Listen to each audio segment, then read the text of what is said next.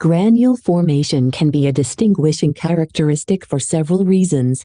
Microbial identification, the presence or absence of granules, as well as their appearance, size, color, texture, can help differentiate between different types of bacteria. Some bacteria, like Aggregatibacter actinomycetemcomitans, are known to form granules in liquid culture, while others do not. This can be a helpful clue in identifying the microorganism.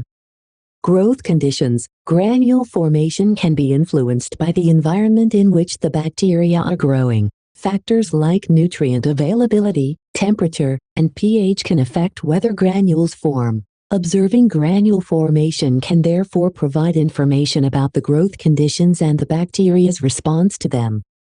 Bacterial behavior. Granule formation can be associated with specific bacterial behaviors, such as biofilm formation or stress response. In some cases, granules may represent a survival mechanism for bacteria, allowing them to withstand harsh conditions or resist antimicrobial treatments.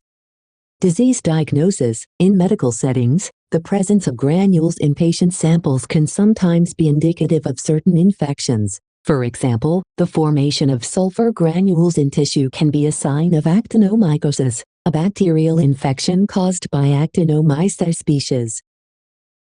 Aggregatibacter actinomycetemcomitans. Aggregatibacter actinomycetemcomitans is a gram-negative bacterium that can cause infections in humans. It is typically found in the mouth and can contribute to gum disease. In liquid media, colonies of this bacterium form granules that adhere to the side of the tube. In the case of Aggregatibacter actinomycetemcomitans, the formation of granules in liquid media can be a useful characteristic for distinguishing it from other oral bacteria that may not exhibit this trait. However, it's important to note that granule formation alone is not sufficient for definitive identification. Other tests, such as gram staining, biochemical tests, and genetic analysis, are often necessary to confirm the identity of the bacteria. This bacterium is fastidious, meaning it requires specific nutrients and conditions to grow. It can grow with or without oxygen and is capnophilic, preferring an environment with increased carbon dioxide.